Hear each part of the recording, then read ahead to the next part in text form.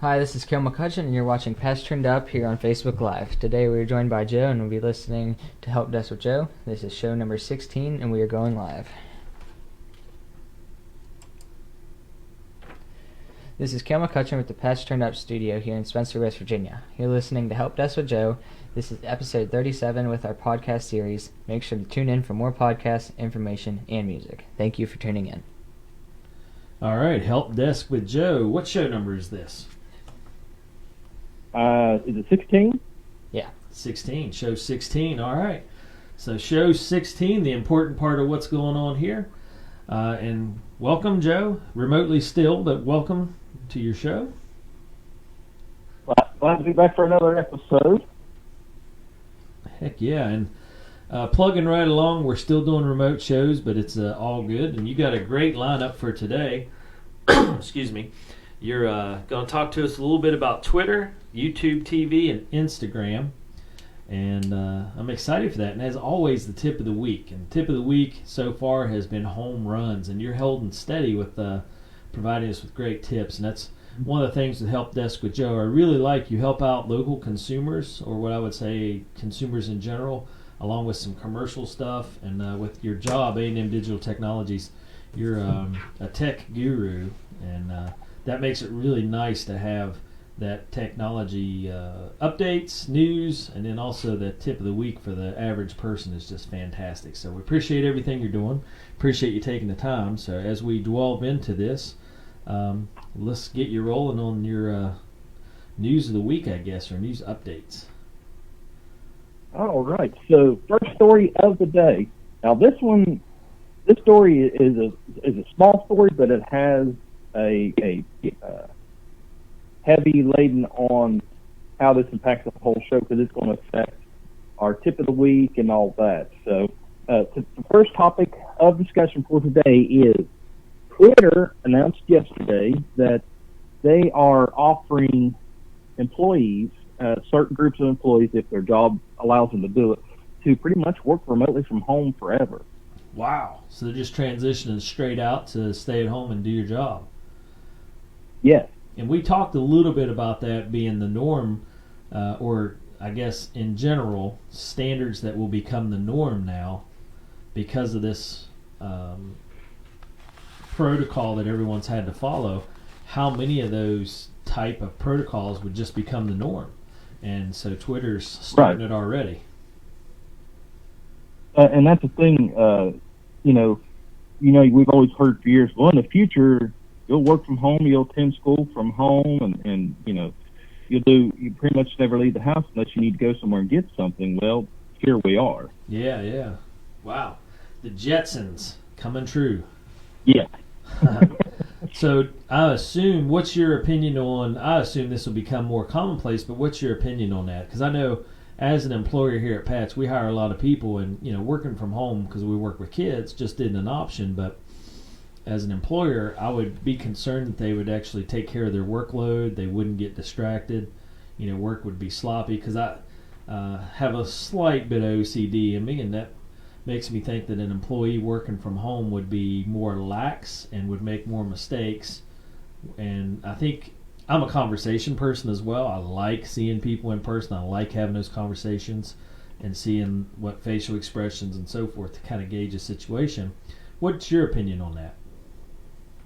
Well, this is actually something Steve and I have actually discussed at length during all this. Is, okay, the companies are making these decisions to have employees from home when, once things are starting to slowly move back to some level of normalcy, how many of these companies are actually going to take this step and say, okay, we found out this worked, and this is what Twitter said, is they're seeing that this works, so why mess up a good thing? And there's so many, don't get me wrong, with any situation there's positives and negatives. That's a given. But there's so many positives that outweigh the negatives, it's just crazy. For example, liability insurance for the business. That goes down because you have less employees being on site and less risk of somebody tripping, falling, whatever. You have, less utility costs because you don't have as many lights on, you don't have to run air conditioners as much, you don't have as many people using the bathroom and all that. So you have that, plus on the employee side, that's less wear and tear on their vehicles. They have to buy, gas less. They have less wear and tear. Have to buy new tires and oil changes, all that.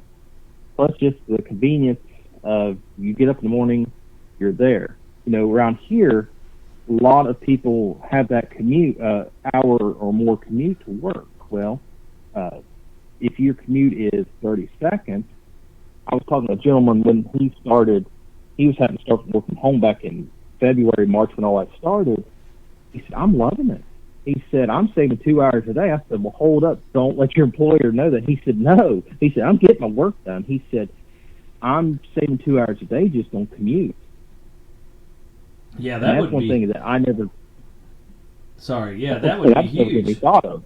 Yeah, because around here, you got to drive to Charleston or Perrysburg. They're an hour and 15 minutes easy, depending on where you have to go. Right.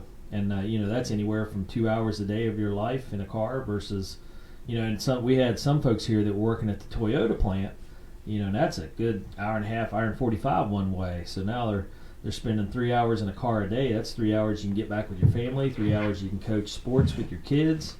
It's 3 hours to do whatever, maintenance around your house if you're my wife who has that honey-do list. So, yeah, that's a lot of time to get back. Right.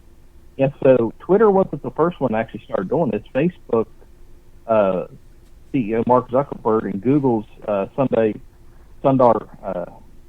Pichai are actually urging their employees to stay home and work until next year. Right. Well, there's a lot of benefits to it as long as the work gets done. I guess that's the bottom line, and they'll make it work one way or another. Right. And I was actually talking to a friend of mine last week. She works for one of the big employers in Charleston last week, and she said that they're actually working on sending employees home, and that's what I was actually talking to her because she had an employee working from home, and she needed some network extenders and stuff like that to get her stuff from working from home. So, and I was talking to her about it. I said, are they actually looking at doing this permanently? And she said, absolutely. Yeah. She said, right now, the company is in a beta testing phase saying, okay, we're going to send this group home for this period of time, and here's your checklist. So, and they're saying so far the results have been nothing but positive, just based on they're home and they're getting the work done, and actually some of them they're actually seeing improvements on because they're not sitting there talking to everybody. They're in their space. They're by themselves. They're getting their work done. Yeah, cutting down on that lunch hour and cutting down on the chitter chatter at the water jug. Huh. Interesting. Okay, so there's a lot of things here that our society will adapt to or not adapt to here in the coming future, just based off of the response to the COVID-19. So it'll be interesting. I know it's hard for me to grasp just because we're in a service industry for kids, and that face-to-face is what we do. So I'm not familiar with it, but that's great to see companies that are making it work and are able to keep their employees working, even if it's from home. And if it helps their employees, and especially their productivity and their happiness, that's wonderful. And I think this whole virus is something that put a spotlight on, look, if you already had your employees at home, you don't have to deal with this chaos of, oh, we didn't have a plan B in place. Now you have plan B in place. Plan B is working, so you can now move out up to plan A. So then, heaven forbid, something like this happens again, you've already got the safety net in place of, okay, we don't have to worry about an outbreak in the office because there's nobody here. Right. Yeah, it definitely cuts down on your safety protocol. Nice. Okay.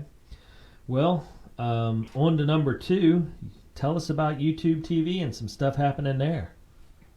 Yeah, so YouTube TV subscribers, get ready. You have more channels coming your way. Wow.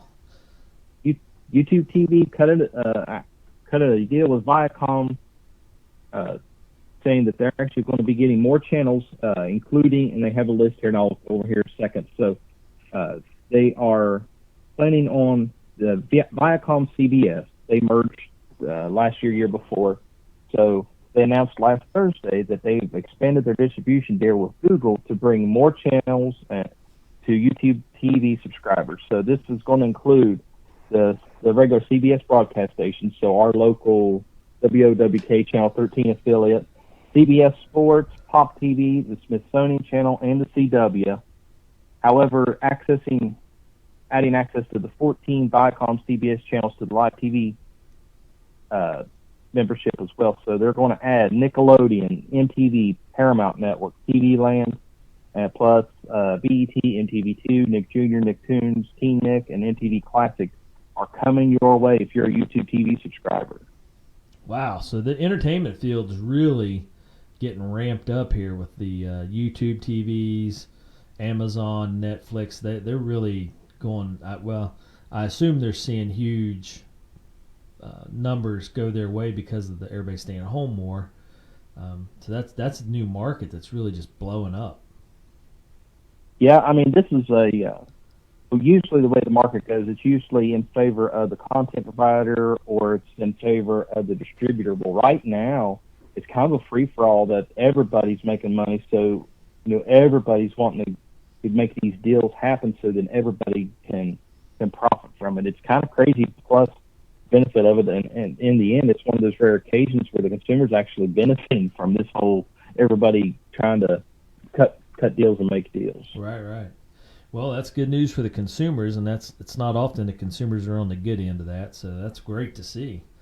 Now, right. What do you expect to see more of that happening still? Like, I know we're a pretty good ways into this, and everybody's talking about getting back to normal and so forth. Do you think it'll continue to have this war wage and deals being made to continue down this road? Yeah, I predicted that this is going to continue on because it's one of those, the companies are always trying to buy for the best deal. Right. And I think seeing that, okay, everybody's staying home and seeing these numbers, it's kind of funny, if they base it off just the last quarter numbers, seeing everybody staying home watching TV, that is really going to be a heavy chip to play on the deal as far as saying, hey, look, we have all these people watching. Don't you want your content on our platform? Or on the content provider saying, hey, don't you want us on your network? Look how many people are watching this. So it's kind of funny to watch it that way, since the numbers are so heavily padded. And as far as padded, meaning they are legitimate numbers, but seeing this unexpected spike in numbers, it's really going to be interesting to play and see how this all comes through when, as life starts to get back to normal, people starting to get back out, that, less people are going to be home watching TV, considering it's summertime and all that. So it's going to be interesting to see both sides play that chip, saying, oh, yeah, look how big our numbers are. Yeah, but life's getting back to normal, and here's the real numbers. Right. You'll have that, the bell curve. It'll come back down once people get outside, especially here in the summertime. Right, and it's one of those things, you will see a drop, but I'm anxious to see how much of a drop it will be, if it'll actually be a huge drop or just a little small drop in subscribers and all that. Because I think this has actually been a time for them to actually, for the consumer to say, okay, yeah, we use this or we've used this service and we actually like it better. So it'd be anxious to see how many people tried new services through all this and how many of them actually stick around. Yeah, I agree, because this gives people the opportunity to try something that normally they wouldn't have because they didn't have time or didn't have the need. Now they have time and the need, so they'll try something new as well, and if they like it, they'll stick with it. So that's a good opportunity for those companies.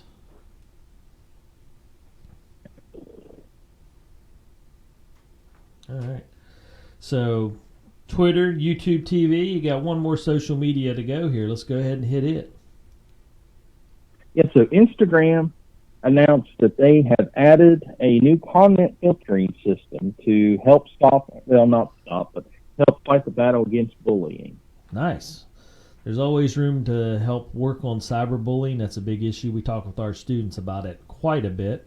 Our Take It From Us members go into the schools, and I believe, Kale, you just did a cyberbullying session the other day on our Facebook page. Talk a little bit about that. Do you remember any of the information about bullying? 20% of kids get bullied, and then 70% say they've seen bullying. Yeah, that's both nationwide statistics. So that's one of the things our Take It From Us kids always address. Is that, do you remember when you went into the schools and talked about it, how the reaction was from the students? Did they take it well? Were they interested? Or were they just like, yeah, it happens, and let I it think roll? I had a test that day. Oh, you didn't go on that one? No. All right, Kale's one of our Take It From Us members that goes into school each month, but of course their academics come first, and they go first thing in the morning into every school in our county and talk to every student in every classroom, just make their way through the classrooms. So never mind then, I was trying to draw you into the conversation and lost out to a test in science, I'm sure, because that's what he has first period there. Okay, so Joe, we hijacked your story for a second. Get us back to Instagram. Well, that's all right, and I just want to add a point on that. As far as the cyberbullying and stuff goes, there's a movie out that's been out for a few years now. If you get a chance to see it, or if you can find it, definitely watch it. It's called Cyberbully. It's a fictional story, but it actually kind of puts in spotlight of, Dave and I, we're kind of showing our age on this, but Yeah.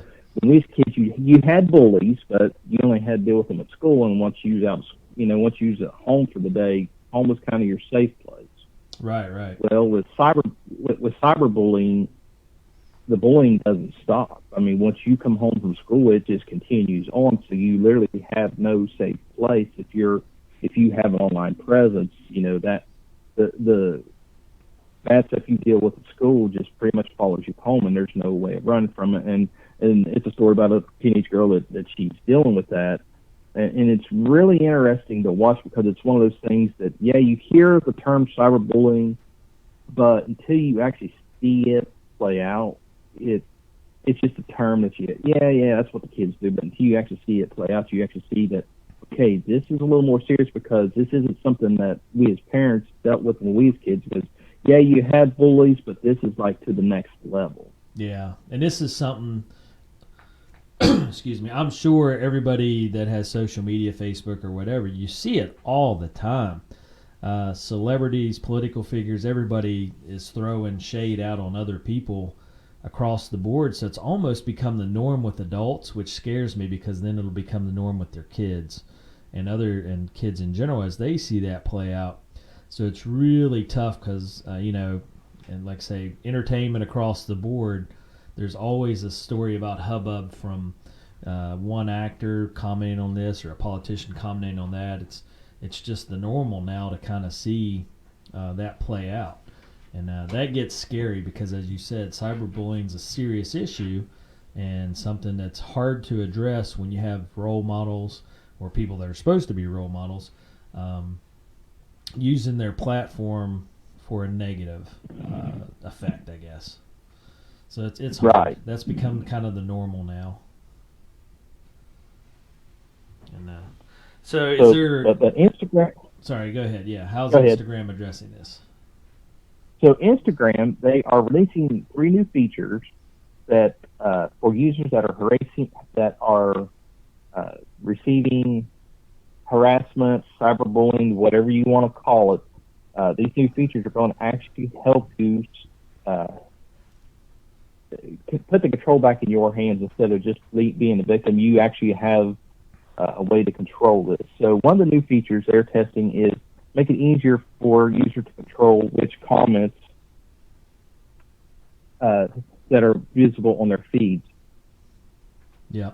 Well, So good. there's a new pin comment feature that lets users choose which comments they want to draw attention to. So let's say Kel has an Instagram and he takes a picture, posts it on there. So instead of letting it just kind of run wild and whoever has the most comments and likes gets to the top, Kel can say, no, only these comments make it to the top. The rest of you nonsensical people that just want to post negativity, you're either at the bottom or you're gone. Right. Now, is this already started? Yeah, this is something they're actually testing and starting to roll out. So Okay. if you don't already have it, it is coming. I'm not a big Instagram person. I'm not a huge Facebooker either, but I know, Kel, you have an Instagram account for your pole vaulting and soccer stuff that you do. Have you seen this already, or do you know anything about it? New to you?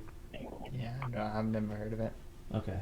Is that something that you would be interested in? No, I don't care what people say, so it's fine. So you don't pay attention to reactions to your videos and stuff that you throw out? No, I just post those so I have them, All and right. then I can clear space. Okay. Like, that's the way to save my videos. Gotcha. So you're using it as a storage space less Yeah. than. So are you saying you don't look at the comments on the videos and stuff you do? I mean, That's a loaded question, by the way. They'll pop up on my notification feed, and then I don't really get on that unless I need to post like videos and I'm running out of room. Is for there? storage. No, that's Instagram. What about other platforms? Do you do Twitter? No, No, I didn't think so. All right. I have one, but I don't check it. Right. Okay, so apparently I'm a parent of a teen that is not very socially media driven, or at least that's what he's saying today. I don't know. It's hard to tell. Is that a feature? Well, no, that's not. No, go ahead. That's not necessarily a bad thing. Oh, I agree wholeheartedly. That's been our role, is don't put too much stock in what people say, especially the keyboard warriors out there, because it's easy for somebody to sit behind their keyboard and spew out whatever nonsense they want to try to make themselves feel better. So it's a hard platform to adjust to and to regulate. But we'll see how it plays out. Is that something that does interest you as an Instagram user? I mean, it could be if I posted like I know the celebrities post all this like photo shoot things, and they probably could use it, but Yeah. I don't post very much, so. Okay.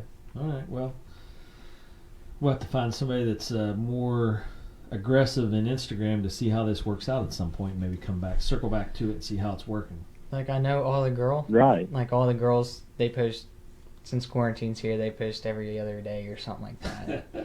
And then all their friends go on there and comment, so.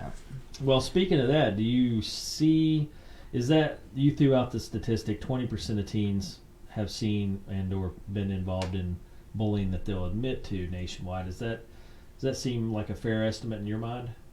Do you see any online bullying happen, or what's been your experience with it? I haven't seen, I don't remember much, Okay. but I only follow so many people, like the people. Are you the online bully? Is that why you don't see or remember? I don't comment on people's posts. No. No, that's a joke. But so is that something you don't notice a whole lot of it? Then do you feel like it's an issue? Have you talked to people and had anybody say, "Man, it's a bullying issue here or there"? Not Well, granted, we've been out of school for 2 months now, but yeah. I only follow most people from here, yeah. and then I follow bigger athletic pages, but from here, people are only saying good stuff about all their friends, Right. and then on the bigger pages I see, it doesn't. Doesn't register with you? No. Okay. Yeah, that's kind of the content I guess you follow is going to determine how much of that you'll see. I don't know. What's your opinion on that, Joe? Does that seem right?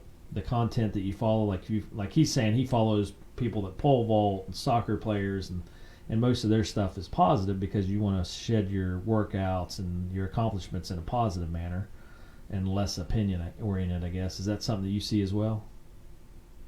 Yeah, it's one of those that's literally dependent on the user, and some people are like Kale and use it for the good reasons, and that was the whole intent of social media.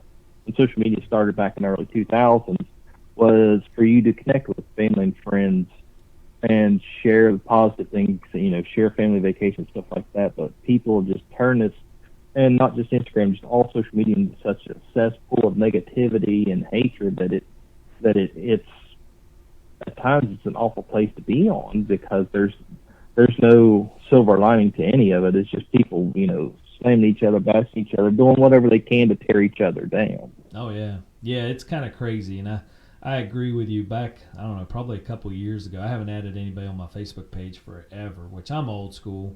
I didn't use it a whole lot anyway, but and it's easy to go through, and if someone has negative stuff, just delete or unfriend. That's what it's called, unfriend, and go on about my business because I don't care that much. But there are a lot of people that have to get their negativity out, unfortunately, and that's how it works. But glad to see Instagram taking some positive steps. That makes me feel better for kids, and I worry. We work with kids, and I worry a lot because there's so much transition. There's a lot of transition, not only age-wise, but emotionally-wise and socially. That those issues are hard on kids, especially tweens or teenagers, as they go through the stages of development and change. They are more empathetic towards those views and what people think of them and how they're viewed, and that gets rough. So, a person can only take so much negative banter before they start to really feel the impact. So that's great to see that Instagram has given users some control. Yeah, and the other two tools they have, the second one they have, always before, if you want to go through and delete your comments, you'd have to actually do it one at a time. So they're actually helping control what they call swarming. Yep. And that's where Kel posts a picture, and then all of a sudden, within 5 minutes, 40 people go in there and just start pounding him with negative comments. Well, this new tool actually lets you be able to select 25 comments at once and either just block everybody that's making the negative comments or restrict them from, doing certain things with your account as far as posting comments and stuff like that. It gives you the control to just, take this group of people and just start, handling it the right way. Nice. Okay. That sounds awesome. That's a good move on their part as well, because, it's tedious to go through one by one by one. So. Right. And then the last tool that they've added is actually really great because this, from my standpoint, this is one of those that kind of covers both sides of the fence.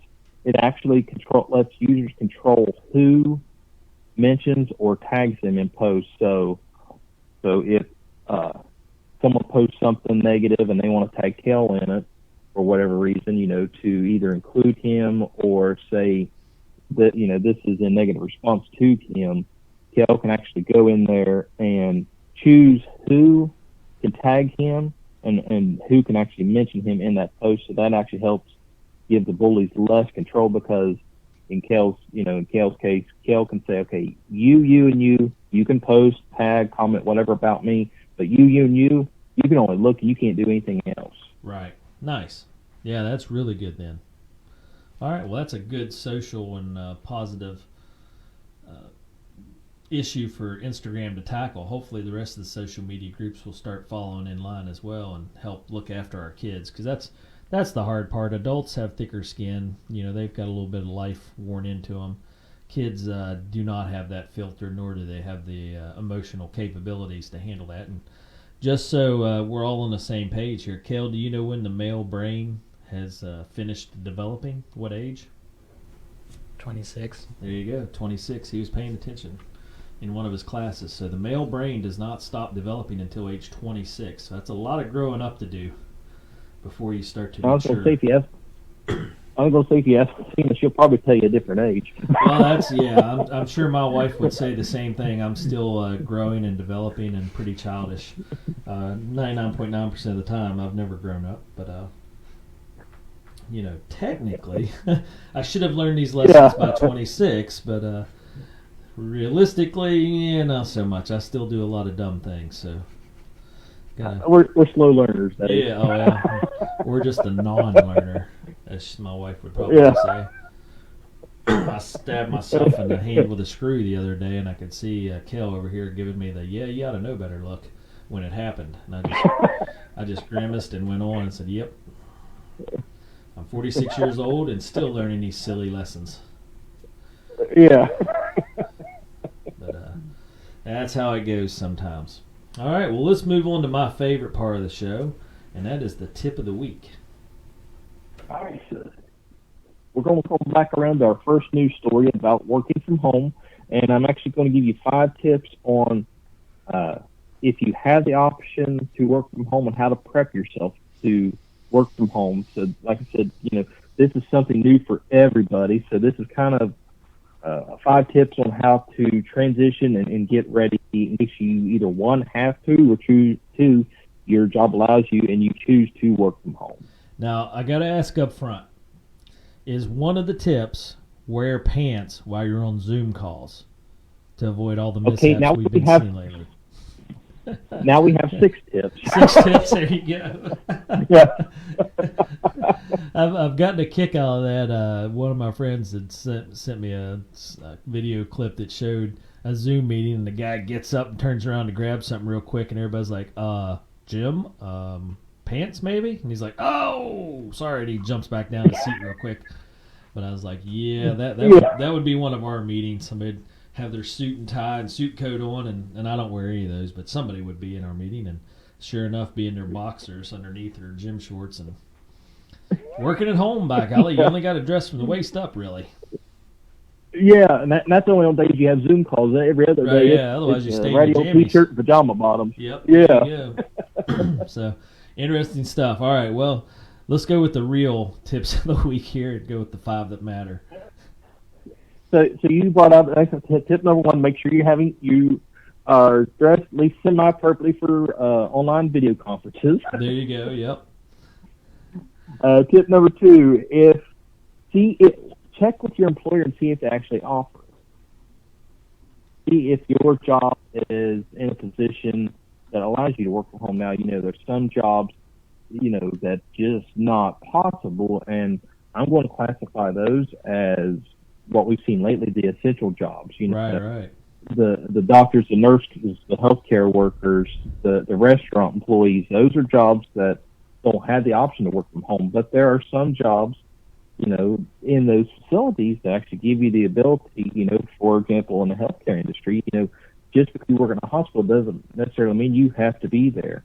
Yeah. If you work in, the billing department, you may be able to actually work from home but still be employed in a business that's considered essential. And I'd like to make a little asterisk here for all the billing healthcare workers. That's Joe saying you can work from home, not me at all. I can see where this is going. Somebody's going to be like, wait a minute, whoa, I'm in billing in a hospital. Joe says I can work from home. Boss, listen to this. Yeah. And get us all in trouble. They're going to be like, who's this Joe guy, the Dave guy that don't know what they're talking about? But no, I'm joking. Well, but you're right. Well, now I'm bringing up the healthcare billing departments because I do know that a lot of the hospitals in the area, they actually, when all this started, those were the types of employees that they were sending home to work remotely. So right, and I'm throwing that out because. Yeah, and you do that. That's part of what you do with A&M Digital Technologies is technical help for big businesses, hospitals, community organizations, civic organizations. So, yeah, you know what you're talking about there. I was just joking about the whole billing department. Yeah. So anybody in billing at a hospital, feel free to throw Joe under the bus. You're right. Yes, please feel free. If Cedar were here, she'd be smacking both of us in the back of the head saying, straighten up, boys. Exactly. But, yeah, no. So, yeah, you're right there. And that definitely, going back to Twitter and working from home, I agree with your assessment. A lot of these businesses will have to be forced to look at this and say, okay, this. And for employees, you could make a case and say, okay, I don't really have to be here or maybe even be here part-time on site, and my job can be done from home, and that's something that they definitely should and can look at now. That standard has been set, right. I guess. Right, and it's one of those, somebody may say, well, if you can work from home, that means your job's not critical. That actually is the opposite. Right. For example, hospitals still have to have bills coming in or people paying their bills and bills being processed to have money to keep everybody employed and to run the facility. But just because you're not sitting physically in a cubicle at the hospital doesn't mean your job isn't critical as far as trying to get that done. Just because you can do it off site doesn't change the importance of the job. Right, and I think that's just the traditional sense that we all have. That says if you're not sitting right here at a desk and a phone, then you're not working.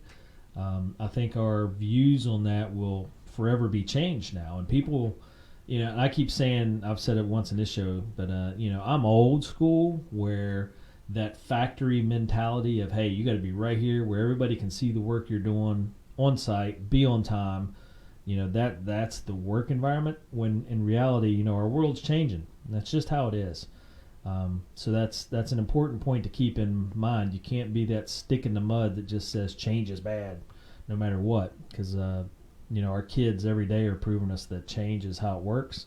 And I'm sure, Joe, you and I, even though we're a little older, when we were teenagers, 20-somethings, starting our jobs and stuff, say this will have to be better, and there are other alternatives and ways to adapt. So it's coming. Right. And prepare for it. Yeah, and it's one of those, we've always heard and talked about, in the future, people will be working from home. Well, yep. We're here. Yeah, we're there. This is the step. So. Whether we like it or not, we're here. So now's the time to, not jump in at full head first, but, let's take a look at it and try to embrace it and say, okay, now's the opportunity to actually take advantage of this. Let's start using this as a possibility instead of, well, in the future. Let's actually, put boots on the ground, as they say, because let's actually make this, possible. Yep. Well, that's wonderful, and that's, that people are taking advantage of that, and that's a great tip. Look at your options, look at the pros and cons, talk to your boss about it, talk to your company about it, whatever the case may be. If it's an option that works for you, make it work. And, right.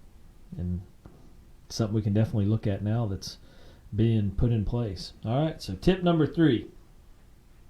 And it's one of those, it's a big question mark in our area. Make sure your home internet speeds are compatible with what your job requires you to do. Yeah, man, that's a good one. Because that would be the next thing. Is the infrastructure in place? We were just talking here at our job. They want to host a regional training, and I pulled a play out of my Joe A&M Digital Technologies book and said, wait a minute, do we have the infrastructure to do a 5-state training and do it live? Do we have that ability? Because half the people were freezing up on the Zoom call. They used something else through the Department of Ed, but half the people couldn't talk and their video would freeze up. And I was like, I don't know. We can't even host a 20-person meeting here through the state's infrastructure, much less do a regional deal that would have 4,000 people.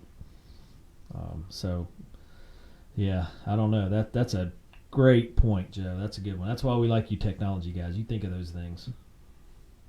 Well, it's funny you mentioned a multi-state deal. Dean and I, we was talking with a person about one of the local youth organizations through the schools that they had a state conference. Well, it got canceled because of all this, and they're actually trying to look at doing it online.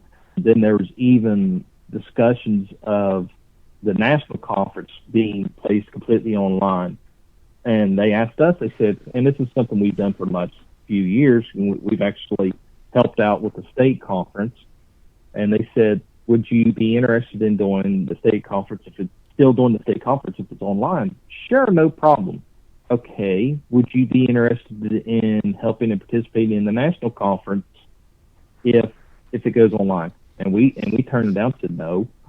Yeah. Because we know what can happen. Just like you said, you had 20 people on and then half of them couldn't work. And I am not subjecting myself to that whole, being the first one doing this, being the first out of the gate, subjecting myself to that mess. What do they always say? The first one through the wall always gets bloody. So yeah, that's how it works, and I was giggling yesterday to myself because the lady in charge at the state level, she was the one that froze most of anybody, and I was like, my goodness, you're hosting this deal and you're freezing up like crazy, and then talking to us out here in more rural areas about, hey, you gotta start looking at what we're doing here and get in contact with your kids and offer to more places and ensure that kids are getting on. I'm like, you can't even get on without freezing up, much less, if we're going to do programs for 40 and 50 kids. And our patch program has, 800 or 900 that participate here in Roane County. That's half our population almost. And it's like, there's no way we can assure good quality internet across the board when Charleston's not even working. So, let's be realistic about what we're saying. Exactly. Well, Cena said yesterday she was talking to a teacher that has 21 kids in her classroom, and she said out of those 21 kids, it was either 3 of them or 7 of them have access to true high-speed internet. Oh yeah, well I can tell you myself. I got 3 kids, and our internet is our hot spot from our phones. we have an internet box, one of the hotspots deal, and that's our internet link. And it's yesterday we didn't even. How long did we not It's have? been down for 2 days. Yeah, our cell phones at our house and our internet at our house have been down for 2 days now, which I'm sure is killing Kale because when's the last time you played video games with your friends? 3 weeks ago. Okay, never mind then. All right then, we see where this is going. All my points today with Kale have not worked out in my favor. But yeah, not when I got home, I was trying to look up some stuff for work and could not do it, and I was like, crap, what's going on? Well, it's our tower's down, I guess. So no internet cell service. And we're only, how far am I from town, Joe? 7 miles at the most. At most. Yeah, I'm just past you down the road, but yeah, I don't have cable. I don't have any high-speed internet available. I have to use cell phones. So. Yeah, we don't have right. internet cable. It's just rough. Turn your mic on. Oh. Yeah. Okay. There you go. What were you saying? We don't have an Ethernet cable. Yeah, we don't have Ethernet or anything like that. So.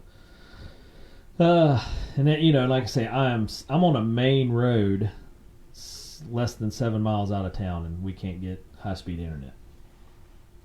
Well, and actually, coming from the other direction, you can, from your house, you can see where the pole where DSL ends on your.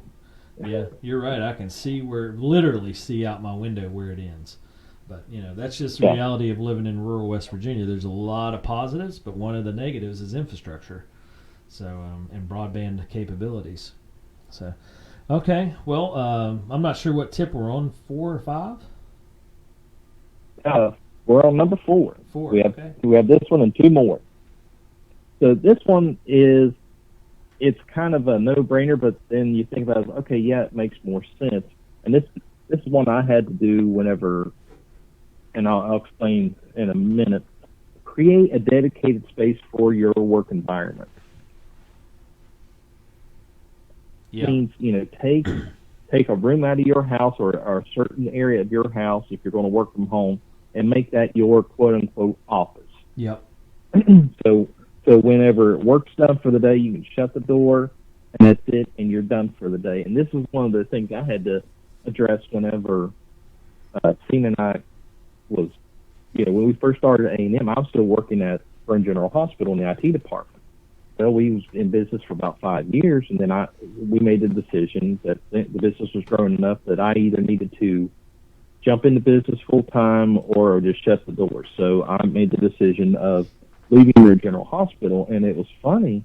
At that point, Steve and I, we've been in business for a few years, and I actually had my own office in the house, and she had her own office in the house. And it was funny at the time, a lot of people come up to me saying, so are you moving your office? Not right now. So you're going to be working from home? Yeah. Well, won't you find it difficult to work from home? I said, well, no, why? I said, well, if I was home, I'd much rather be sitting down watching TV or doing the laundry or going outside or doing anything but work. I said, here's how I'm addressing it. If I don't work, I can't afford to watch TV or go outside. Yeah, I think everybody, it's hard to translate working at home from being sitting on the couch watching TV, and that's right. Literally, and I agree wholeheartedly. You literally have to have a workspace. Cheryl and I have always had an area in our home that's had a desk off to the side with no distractions, and it's one of those things. Kale has a desk in his room where he can sit and hopefully not have distractions to do his schoolwork as he gets more serious with high school work and so forth. But yeah, I agree with you wholeheartedly, and I think you and Cena are poster children for, hey, if we're going to make a business work, you have to have that separation. And I tell you, from our business standpoint, it is much nicer now that we have a dedicated office space that's outside of the home. But, having a dedicated space when we was working from home makes a world of difference, because if you're in that dedicated space, you are trained, okay, this is where I get my work done. But, just popping a laptop down on your lap in the living room, you will be tempted to watch TV or, I need to go do the laundry or I need to do the dishes or, I've got time. I've got about 10 minutes. I can go do this, and this. And then 2 hours later, it's like, oh, where did the time go? Yep. Now I'm way behind. And I think humans are creatures of habit. So if you're in your house and you're trying to work on the couch, it's hard not to get distracted by the TV or your phone or whatever else that would be your normal routine. Laundry. Oh, if I'm sitting here watching TV, I do laundry at the same time. So I agree with you. That's a very good tip.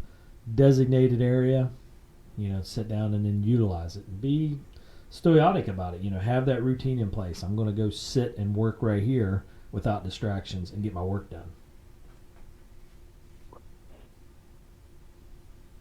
So the next tip is check with your employer as far as what their quote-unquote checklist or requirements are from working from home as far as goals.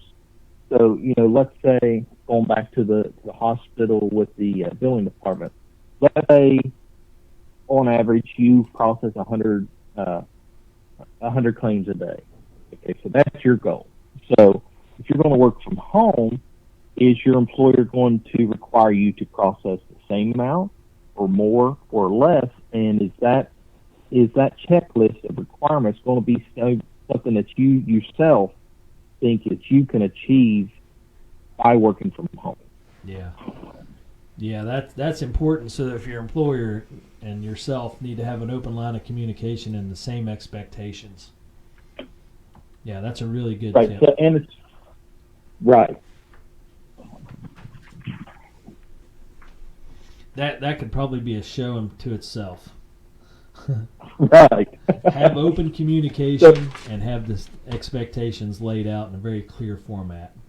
Very important stuff. Right, and the last tip is actually communication is key. Making sure that you stay in constant contact with your employer. It's one of those out of sight, out of mind isn't a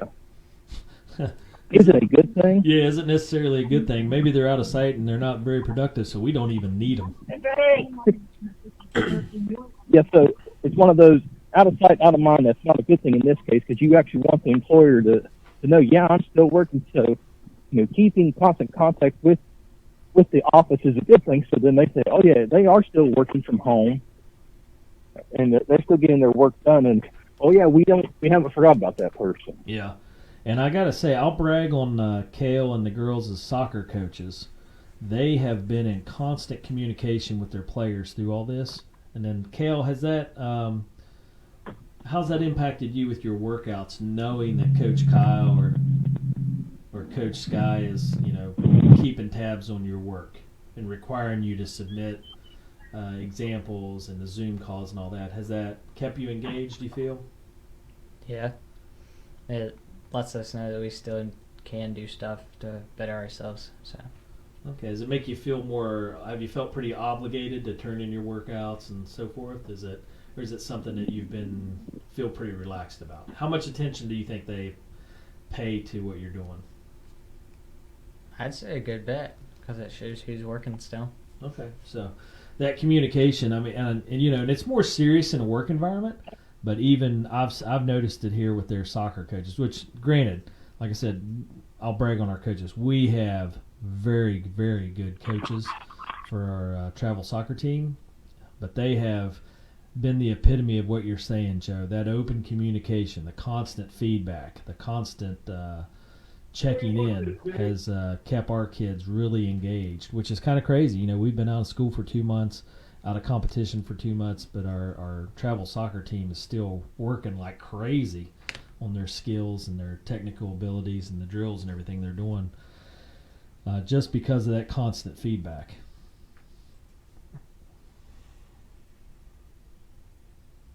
You still there, Joe?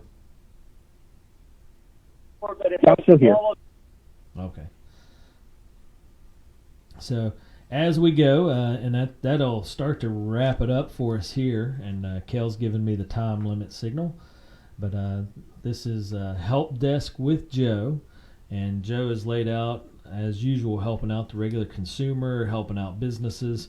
If you have any technology questions or need any help, anything along those lines, feel free to contact Joe and Cena. They're local here to Spencer, West Virginia, but they do a lot of remote work and you can track him down on all the social media feeds, A&M Digital Technologies across the board, and of course all the podcasts. Joe floats out a ton of information. It's just good for everybody.